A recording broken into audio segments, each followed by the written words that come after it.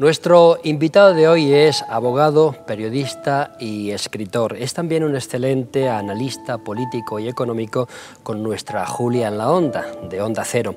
Y ahora lo preentrevistamos como político. Es el número 2 en las listas de Ciudadanos en las elecciones europeas. Les quiero presentar a todos ustedes a don Juan Carlos Girauta. Bienvenido. Bien hallado, muchas Además, gracias. no sé si lo he dicho bien, Girauta, ¿verdad? Bueno, Girauta es como me llaman en Cataluña porque el sonido G no existe, Sí. Pero en realidad sería Girauta. Girauta, ¿no? Sí. ¿Cómo te sientes más cómodo? Yo de las dos maneras. Bueno, pues entonces según me salga uno u otro, Eso está así bien. hablaremos, Juan Carlos. Abogado, periodista, escritor, ¿es un largo camino para llegar a ser político? Sí, es que esto de dedicarse a la política activamente es algo que yo no me había planteado. Ha venido de una manera natural. Es decir, a partir de un cierto grado de compromiso con ciertas cuestiones, en el caso de Cataluña, pues naturalmente con esa permanente amenaza secesionista y esa pesadez del nacionalismo que al final a uno le hace reaccionar y va entrando en ciertos compromisos, va conociendo gente, y he tenido la fortuna de coincidir desde hace unos cuantos años pues con el núcleo de Ciudadanos. Y mi compromiso ha llegado, insisto, de una forma imprevista pero completamente natural. Luego el impulso para dedicarte a la política es ese, la necesidad de... Sí, a ver, a mí la política siempre me ha interesado naturalmente, me ha interesado toda la vida, pero como tú indicabas, pues yo he estado en el plano del análisis político, es decir, o de la opinión política, Sí, sí. En la prensa, en los Brillante, medios. si me apuras. Muchas gracias. Sí, sí, sí. En todo caso, realmente es el otro lado, o sea... porque uno cuando analiza y opina se puede permitir, claro, toda la agudeza del mundo en la crítica, ¿no? Pero no tiene por qué ser propositivo, no tiene por qué hacer propuestas hacia adelante, puede simplemente demoler lo que se le ofrece y queda como un señor. El analista político o el columnista que tiene la crítica más acerada, pues es el más respetado. No tiene por qué ser propositivo e incluso se considera que el que plantea algo en positivo desde ahí es algo ingenuo.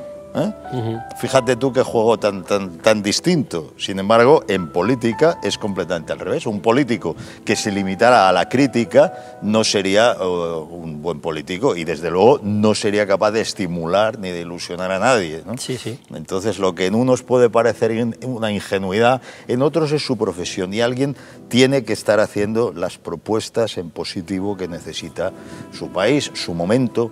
Y este es un momento importantísimo para España. Es crucial, yo creo que es crucial. Es un momento crucial. Sí. Juan Carlos, ya eres político, ¿qué puedes hacer que no se hace?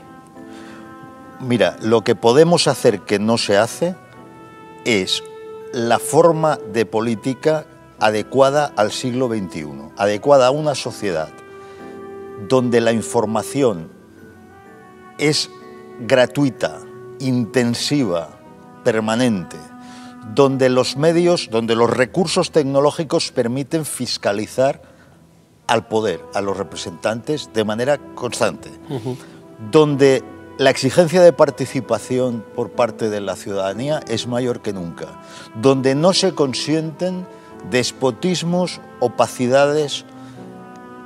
Esa exigencia, esa demanda social no está servida en España todavía. Y lo que se le ofrece a la ciudadanía española hasta hace muy poco es más de lo mismo. La gente ha empezado a detectar que el Partido Socialista y el Partido Popular se parecían mucho. Pero ¿alguien lo dudaba? Muchísimo, ¿eh? Y entonces, claro, si tenemos además presente que estos que se parecen tanto, cuando no tienen la mayoría absoluta, usan como muleta a formaciones nacionalistas que ya sabemos lo leales que son y ya sabemos lo mucho que les importa la convivencia y el futuro común, el cuadro es desolador. Entonces yo creo que era la oportunidad histórica para que quien articulara una alternativa política sólida, creíble, de regeneración respetuosa con el contexto constitucional, es decir, no antisistema, sino reformista, pero capaz de catalizar todo ese impulso regenerador, pues iba a convertirse lógicamente en la opción de los nuevos votantes, en la opción de los desencantados, de los indignados que después de indignarse dicen, bueno, una vez me he indignado, ahora voy a hacer esto para que eso cambie, ¿no? Para que la situación cambie. Y ese es el caso de Ciudadanos, así de sencillo. Estamos hablando de que es malo el bipartidismo, ¿no? Bueno, yo, mira, no diría que es malo el bipartidismo, diría que es malo este bipartidismo. O sea, el bipartidismo puede funcionar, pero puede funcionar ¿en qué circunstancias? Fíjate en Estados Unidos, donde funciona muy bien. Oye, es que dentro de cada partido hay muchas tendencias y hacen unas primarias donde se celebran debates públicos entre los propios demócratas y los propios republicanos a cara descubierta y ante el gran público.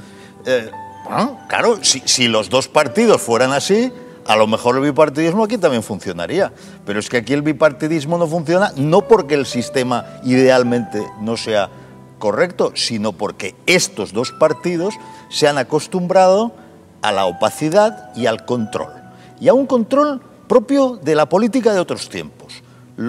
Hay dos cúpulas partidarias, hay dos núcleos de unas pocas personas en la calle Ferraz y en la calle Génova que se reparten el órgano de gobierno del Poder Judicial, el Tribunal Constitucional, la Comisión Nacional del Mercado de Valores, el Banco de España, la Comisión Nacional de la Energía, la de la Competencia, es decir, todo absolutamente. Allí donde hay algo, con presupuesto, con poder y con capacidad de dictar normas, allí están ellos repartiéndoselo, no desde los cauces naturales que las instituciones democráticas tienen que seguir, sino porque todo el mundo lo sabe. Es decir, ¿quién decide los candidatos en las listas cerradas sin primarias? Estos dos grupitos.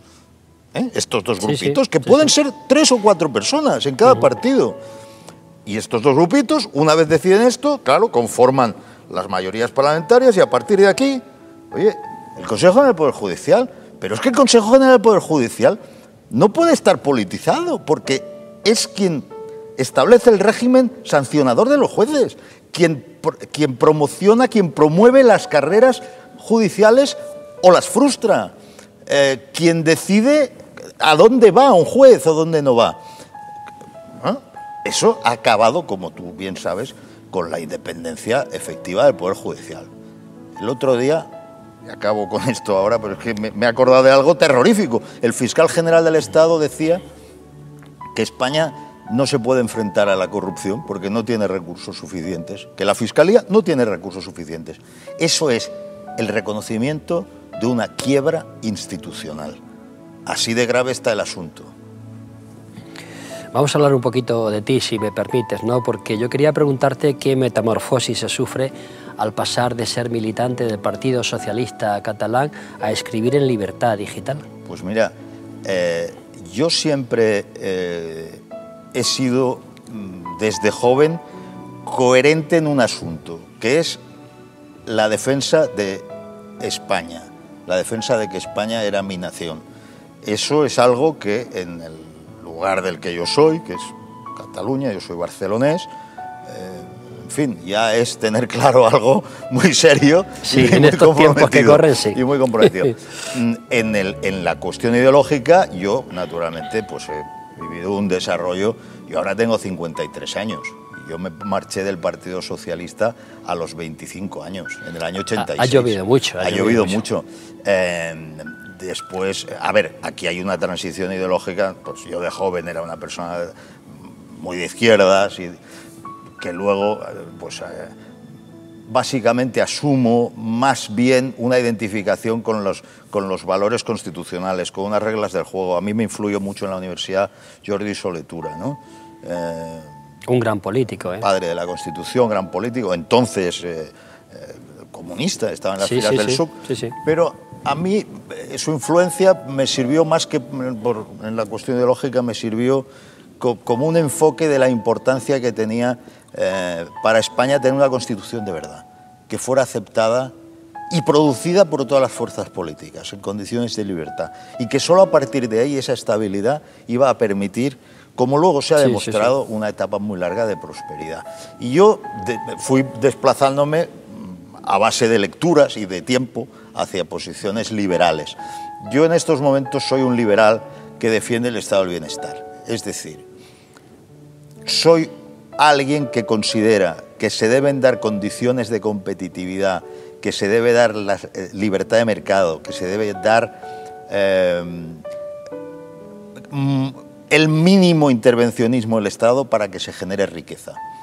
Y con esa riqueza generada se puede mantener un estado del bienestar adecuado.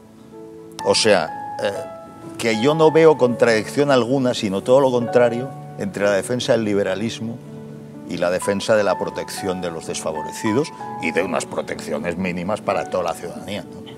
Juan Carlos, tienes más de 10 libros escritos, algunos, créeme, yo los he leído, muy buenos, gracias. Y en el último, el del año 2013, se llevaba por título Votaré no. Sí. ¿A qué te refieres con esto? A la secesión de Cataluña.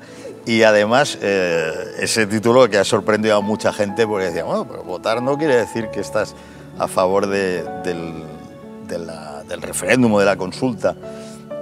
Yo lo que digo en el libro es que se puede dar un referéndum porque el gobierno de España lo decide. No se puede dar ningún otro tipo de consulta más, pero se puede dar, como se va a dar, unas elecciones autonómicas catalanas que los nacionalistas van a querer identificar con un referéndum. Y lo que digo ahí es, ya que ellos van a hacer ese juego, tomemos el guante y digamos, vale, pues aquí estamos. Vosotros al votar a Convergencia, a Esquerra Republicana, estáis diciendo sí. Pues nosotros claramente decimos no. Vota a un partido constitucionalista, bueno, yo preferiría que votaran a Ciudadanos, naturalmente, pero vota a un partido constitucionalista, que eso quiere decir no. Porque a los separatistas catalanes alguna vez hay que enfrentarlos de cara. Sí, sí. Y decirle, bueno, sí o no, pues venga, porque yo estoy convencido de que la sociedad catalana es muy distinta de cómo ellos la venden. Vamos, lo sé. Cuéntanos qué sensaciones en ese paso, tu paso por Julia, con Julia Otero, en Julia en la Onda.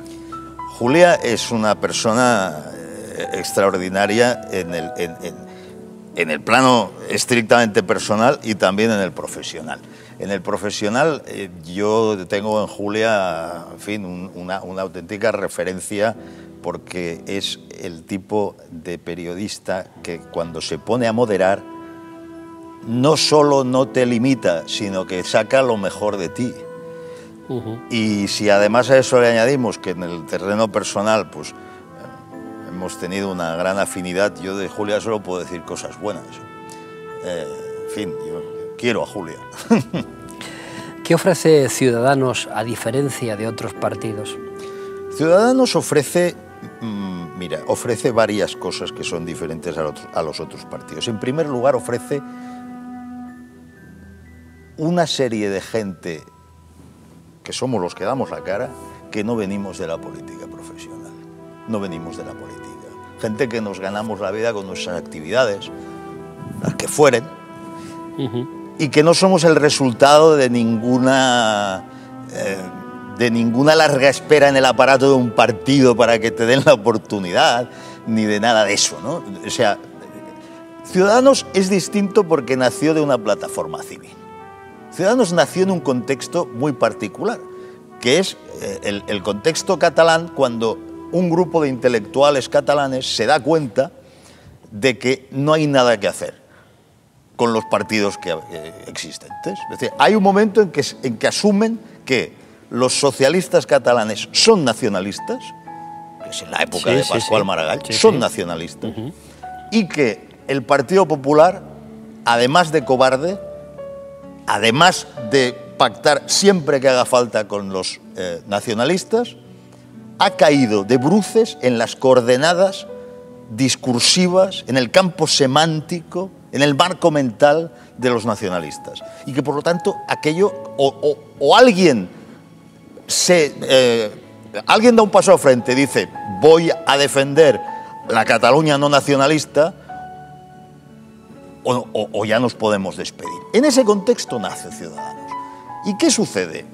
Que en estos años, al tener que enfrentar a los desleales, a los separatistas, un discurso sobre España, al tener que defender España en el lugar más difícil, nos hemos encontrado en una posición muy curiosa. Vosotros aquí no tenéis que defender España porque nadie la amenaza, o en Andalucía, Así es, sí. o en Extremadura, pero allí Ciudadanos ha desarrollado un discurso sobre España tan potente que de pronto comprendimos que eso era un proyecto para España. Porque España estaba, siendo así que nosotros le veíamos todas las ventajas, también veíamos que estaba muy enferma.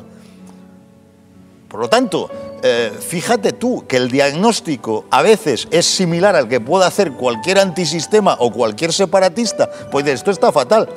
Pero ¿cuál es la diferencia? Que el antisistema o el separatista quieren matar al enfermo y nosotros queremos salvarlo a toda costa. Porque además se puede salvar, porque la ciudadanía española no es como sus partidos. Es que aquí hay un gap, aquí hay un desfase enorme entre la ciudadanía española y los partidos que la están representando. Y ha llegado el momento de corregir ese desfase. Ese desfase no existía.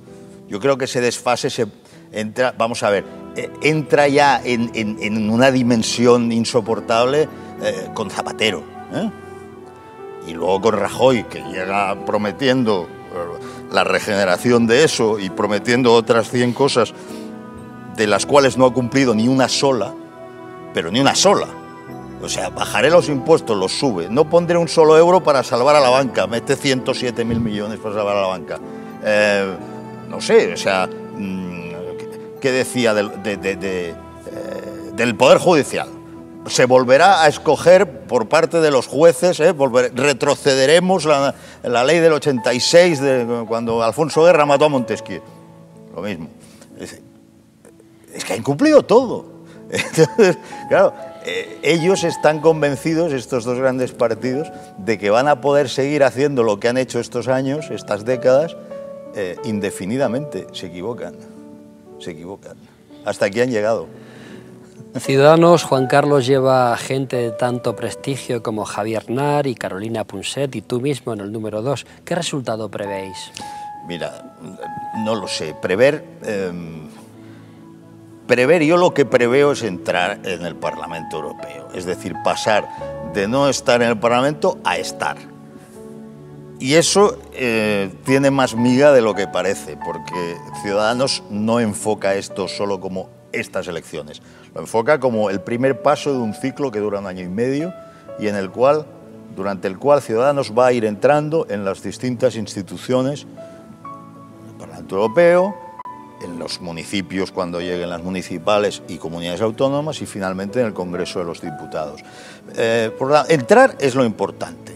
Ahora yo los sondeos ya no sé qué pensar, porque es que además cuando me miro las fichas técnicas creo que ellos publican los resultados de los sondeos porque los tienen que publicar, pero con las fichas técnicas, con los índices de abstención que se prevén y la indecisión de los que dicen que van a votar, no sé qué decirte. Aparte que todos los sondeos se cocinan.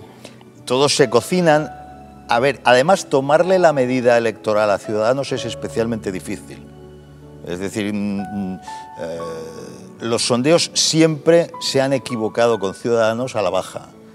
Y bueno, los últimos nos daban 2 diputados, el último que se publicó, y yo, oye, no lo sé. Con estar en el Parlamento Europeo nosotros estaremos satisfechos. Los tres números, el primero, segundo y tercero. Con estar alguien en el Parlamento Europeo estaremos satisfechos. ¿Qué defectos, Juan Carlos, tiene la actual Europa en la cual, sin duda alguna, manda Alemania?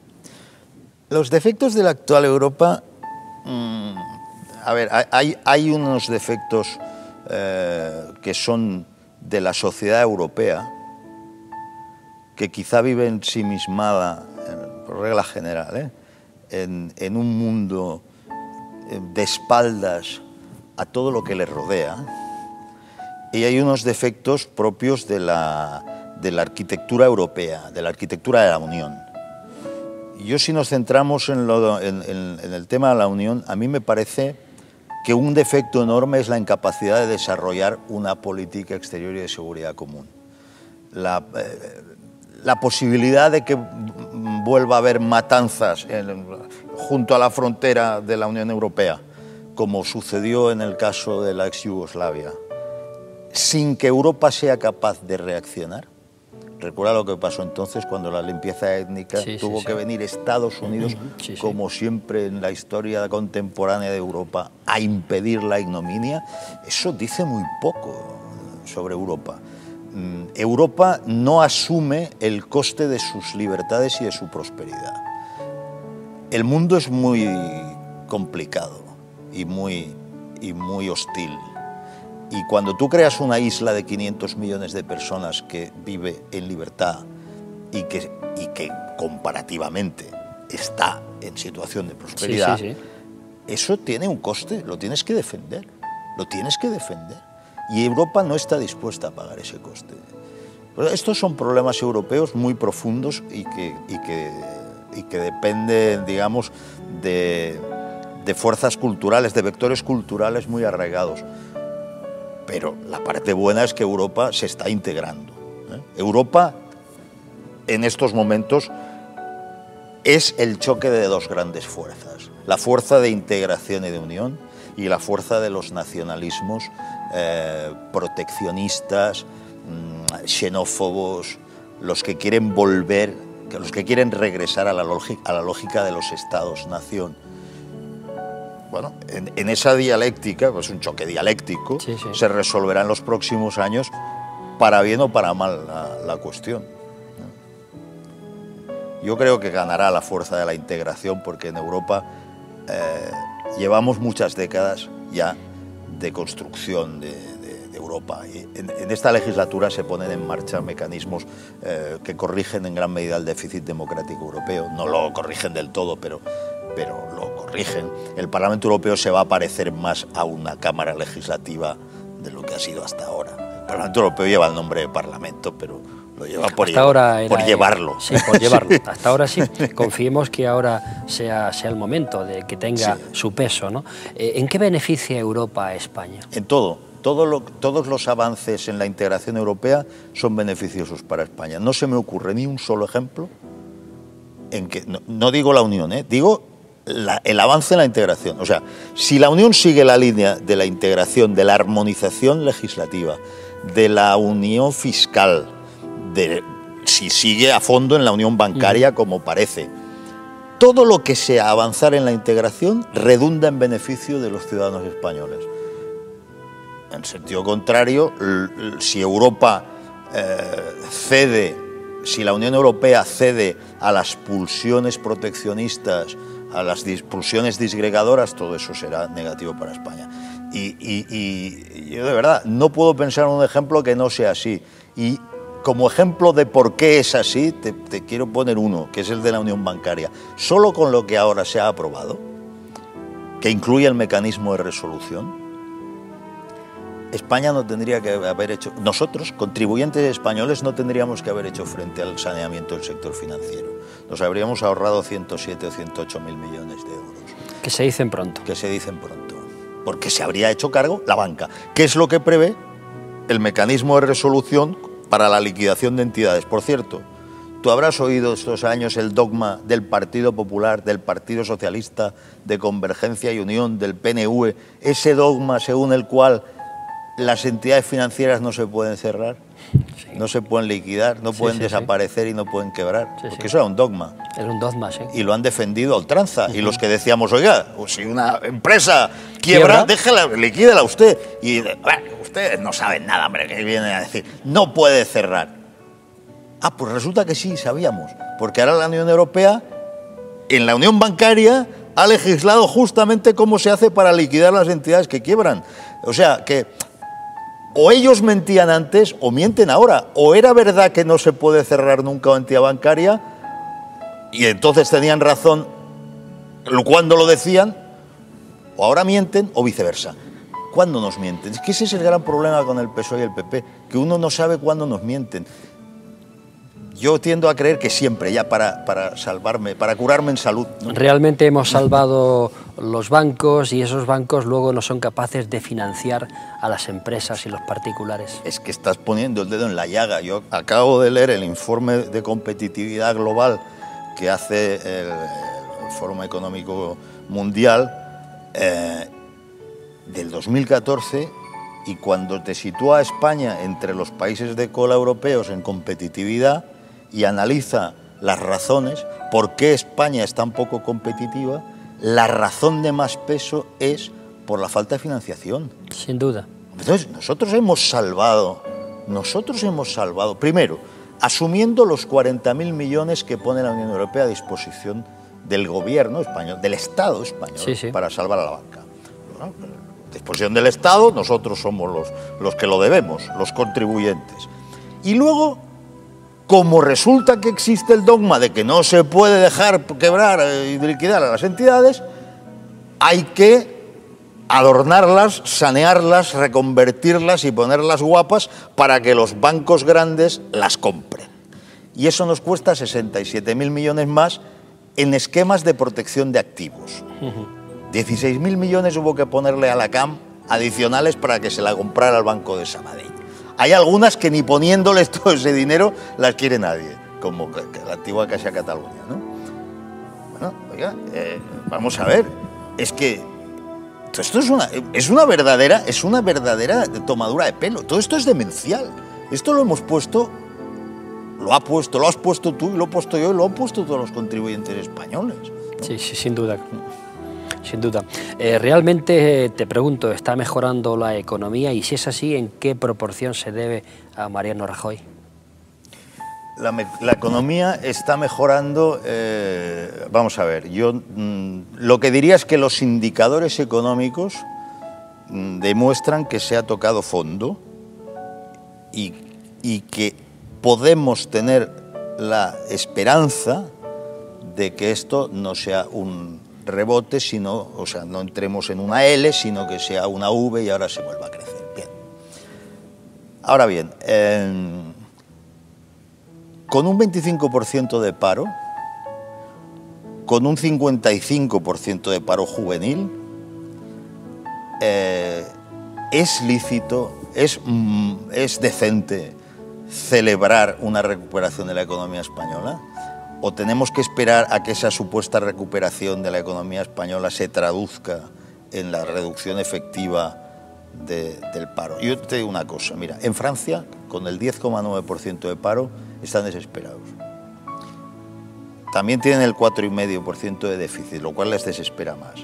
Nosotros ambas magnitudes las firmaríamos ahora y daríamos una fiesta. Bueno, estaría celebrándolo, sí. Daríamos una fiesta, pero vamos, sí, con matasuegras y con confeti, ¿no? Sí. ¿Y ellos más? Están hundidos con esto, están desesperados, lo cual conduce al desposicionamiento ideológico total y al señor Manuel Valls, primer ministro francés, a tomar unas medidas de austeridad que desbordan las que se han tomado aquí en bastante, por cierto.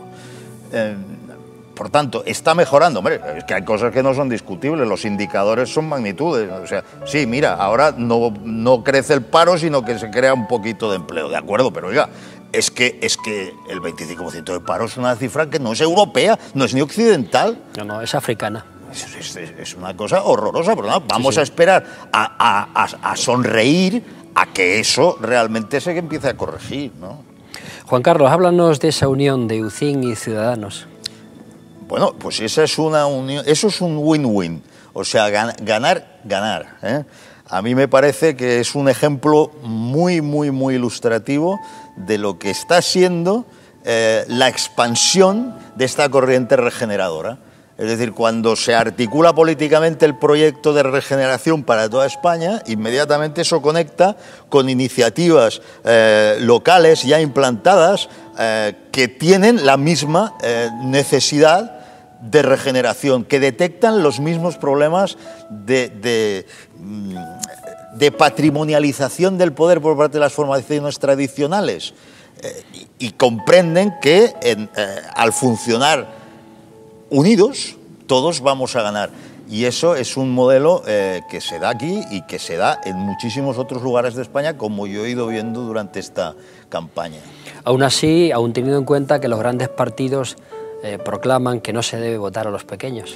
Eso, en fin, me parece increíble, ¿no? Ahora, hoy acaba de sacar un vídeo el Partido Popular, que me lo han enviado por móvil ahora cuando veníamos, donde dice que directamente que votar a formaciones pequeñas es tirar el voto.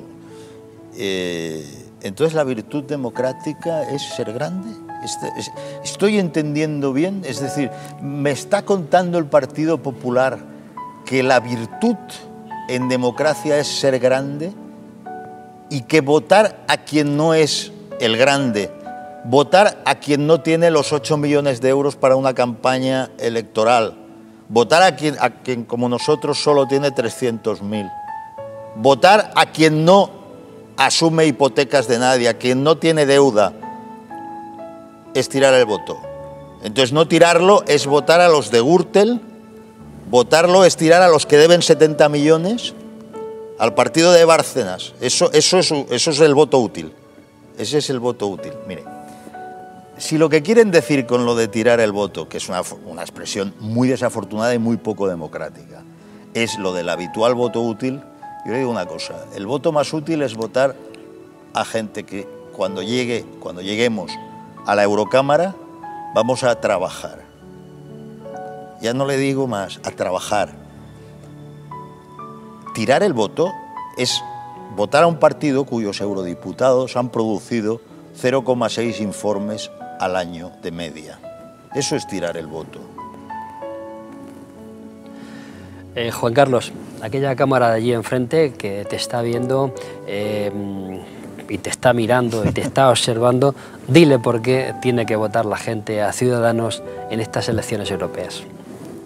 Ciudadanos es una propuesta que articula las mejores fuerzas regeneradoras de la sociedad española. No porque a una serie de gente nos haya bendecido, nos haya tocado el dedo divino y nos haya iluminado, sino porque con total normalidad unas personas que no estábamos en la política, que no estamos en la política profesional, hemos visto que se articulaba por sí sola una alternativa al estado de degeneración institucional, crisis económica, crisis institucional, desaparición de la división de poderes, desaparición fáctica de la división de poderes, crisis de valores, amenazas a la integridad de España. Todo eso conforma un cuadro tan preocupante que la sociedad española, que es mucho mejor que su clase política, lógicamente se inquieta, empieza a buscar, por un lado se indigna, por otro lado se mueve y localiza este proyecto, que es un proyecto oportuno de gente normal y corriente que somos como ustedes y que hemos dicho, bueno, mire, ¿sabe qué? Asumimos el reto. Nosotros vamos a acabar con este estado de cosas. Es así de sencillo. Es una apelación a la racionalidad y a los valores. Intentamos no sentimentalizar la política como hacen otros, intentamos que la política no sea una cuestión de colores, de camisetas, los azules y los rojos, esto se ha acabado. Estamos en el siglo XXI, déjense de rencillas históricas artificiales que ya no existen. Y esa es la propuesta, una propuesta de los ciudadanos para los ciudadanos. Vamos a jubilar a esta clase política que ya está cansada y ya no nos sirve mucho. Llegado este momento, saben ustedes que solemos lanzar un test de personalidad a nuestros invitados. Por consiguiente, don Juan Carlos Girauta, si estás preparado, yo comienzo. Preparado estoy. Pues defínete como persona. Soy, como dijo Machado, en el buen sentido de la palabra, bueno. Defínete como profesional. Abogado, escritor. Como profesional, periodista. Soy muy perfeccionista y eso me parece que es un problema. Pero es una virtud también. Al final, el resultado... Claro, el resultado es virtuoso, pero se sufre. ¿Cuál es tu color preferido? Mi color preferido ahora mismo es el naranja. Estaba mirando la corbata por si era... No, es más bien dorada. Casi naranja. ¿Te llevo por alguna connotación o no? Una connotación evidente, ¿no? La marea naranja que viene. ¿Cuál es tu fruta preferida? Mi fruta preferida es la naranja, curiosamente, sí, de nuevo. En este caso por la vitamina C. Sí, sí, sí. ¿Qué tipo de sabor te agrada? Me gusta el dulce mucho. ¿Eres galgo, que decimos en La Mancha? ¿Se llama galgo al galgo, goloso? Que le gusta mucho el goloso. No sabía, qué bueno. Sí. Yo voy conociendo expresiones de La Mancha por los programas de José Mota. Sí, sí. Luego te lo diga Ángel Montealegre, verás como lo de galgo lo conoce bien. ¿Qué tipo de ropa te gusta usar? Casual wear, o sea, tejanos y camisas de algodón. Eso es lo que me gusta llevar. ¿Qué mascota preferirías tener? ¿Qué mascota? Nunca he tenido una mascota, pero sí, a veces pienso, me gustaría tener un perro lobo de estos grandes, ¿no? Sí, No he tenido nunca. ¿Y le llamarías? Le llamaría Dick. Bien, bien. ¿Tu mejor virtud? Mi mejor virtud, creo que mi mejor virtud, es difícil hablar de las virtudes de uno mismo, ¿eh? Creo que escucho a la gente. Creo que eso es una virtud, sí. ¿Tu peor defecto? Mi peor defecto es la impaciencia. ¿Tu comida favorita?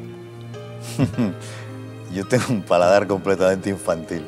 Mi comida favorita es la pasta italiana. Bueno, está muy bien. Sí. Está muy bien. Un libro que no sea tuyo. Bueno, un libro, si hay que escoger solo uno, me lo pones tan difícil. ¿Uno solo? ¿Solo se puede varios, decir uno? o varios. Bueno, vamos a ver. La muerte de Iván Ilich me parece esencial, de Tolstoy. La confesión también de Tolstoy. Sí. Crimen y castigo de Dostoyevsky, naturalmente. Es un clásico. Ahora me pondría a hacer una lista, pero a mí me ha influido mucho todo Borges. O sea, podríamos citar desde el Jardín de los senderos que se bifurcan, El Hacedor, el Libro de arena, lo que quieras. Todo Borges me ha influido enormemente. Y es muy peligroso Borges. Cuando se escribe es muy peligroso porque te contagia el estilo. Entonces hay que olvidarlo. Hay que olvidarlo para escribir. Una película. Una película, El espíritu de la colmena. Un actor y una actriz. Robert De Niro, Sharon Stone, o sea, Casino. Sí, Casino. Sí. Un político. Un político de todos los tiempos, ¿no? Sí. Pericles. Muy atrás te has ido. Sí. Una ideología. El liberalismo, que es la ideología sin ideología. Una religión. El cristianismo en sentido amplio. Creo que todos estamos, creyentes o no creyentes, inmersos en el sistema de valores y en las coordenadas culturales judeocristianas y grecolatinas, ya que hemos hablado de Pericles, ¿no? De ahí nos salimos, incluso los que se enfrentan a ese estado de cosas, a esa concepción del mundo, lo hacen desde esa concepción del mundo. Sí. Un programa de televisión. La clave, sin duda. Ojalá volviera un programa así. Añejo ya, sí. Sí. ¿Qué te pone de los nervios? Me pone de los nervios los nacionalistas. Pero no por nada, sino porque, o sea, no soporto la mezcla del sentimentalismo con la gestión de la cosa pública. Considero que es una inmoralidad intrínseca. ¿Qué no perdonarías? Yo no perdonaría una ofensa a alguien que yo quiera. A mí sí. A mí mismo sí las perdono. ¿Qué te hace reír? José Mota, en los últimos tiempos me ha hecho reír más que nadie. Es muy manchego, sí. Es un genio. ¿Qué te hace llorar? Me hace llorar... a veces me hace llorar, pero de emoción, claro, la música. Soy bastante melómano y hay músicas que me hacen llorar. Y es un placer llorar con la música. Sin duda, sin duda. ¿Cómo reaccionas cuando te provocan? He aprendido a respirar profundo un par o tres de veces. He aprendido. Antes no reaccionaba así. ¿Eres capaz de guardar un secreto? Sí. ¿Y conoces muchos? Conozco unos cuantos, sí. ¿Expresas fácilmente lo que sientes? Yo creo que sí. ¿Cuántas horas trabajas al día? Ahora mismo demasiadas. O sea, en campaña, que es una cosa inhumana. Inhumana, sí. No hay horarios. Normalmente trabajo de forma irregular. Cuando estoy escribiendo un libro trabajo 14 horas al día, ¿no? Y cuando no tengo que hacer ese libro a lo mejor trabajo 6 horas al día, depende. ¿Qué añoras de tu niñez? De mi niñez añoro la novedad de las sensaciones. Hay un momento en que las sensaciones ya dejan de ser nuevas y todas ya las has experimentado. Hombre, de vez en cuando hay una sorpresa, dices, esto es nuevo. Y entonces regresas a la infancia de pronto, ¿no? ¿A quién eres incapaz de decir no? Soy incapaz de decir no a una persona en concreto. Me imagino, sí. Me imagino. ¿Tienes alguna manía? Sí, tengo alguna manía. Confesable. Sí, son manías muy tontas. Tengo manías sobre cómo tienen que estar las cosas para escribir en el escritorio. Y el tipo de música que tiene que sonar de fondo para escribir. Y no, eso son manías, pero... pero no, son buenas manías. Sí, bueno, no creas, alguna no es buena, lo de fumar no es bueno. No, esa no. Tiene que estar ahí el tabaco y tal, y si no, no. Un lugar para vivir. He conocido lugares espléndidos para vivir. Miami es un lugar espléndido para vivir. ¿Atrevido, conformista o rebelde? Yo soy más bien atrevido. Conformista, desde luego, no. Y rebelde creo que es una actitud que, cuando es, como en la película, sin causa, pues no tiene sentido. Ahora, la osadía está bien, dentro de una medida, ¿no? Yo creo que eso tiene que ver con la política que estamos haciendo ahora, la que estamos proponiendo desde Ciudadanos. Esto es un atrevimiento, en realidad, ¿verdad? Sí, sí. Pero a veces hay que atreverse. Si alguien no se atreve, no cambian las cosas. ¿A qué edad te convertiste en hombre? Pues yo diría que en un sentido moral e intelectual, muy pronto, hacia los 10 años o 12, 10, 11, 12. Un lema de vida. Un lema de vida, no temas. Interesante. Es de Juan Pablo II, ¿no? No temáis, y yo creo que es el lema más importante. Habría otros que serían importantes, pero este es el más importante de todos. Pues lo han visto todos ustedes. En el día de hoy hemos conocido a don Juan Carlos Girauta, que siendo abogado, escritor y periodista, ahora va a ser político. Es el número 2 de la lista de Ciudadanos para las elecciones europeas. Les puedo asegurar que es un hombre que no deja indiferente absolutamente a nadie. Muchísimas gracias, mucha suerte. Muchas gracias. Aquí tienes tu casa. Muy amable. Ha sido un placer. Igualmente. Gracias.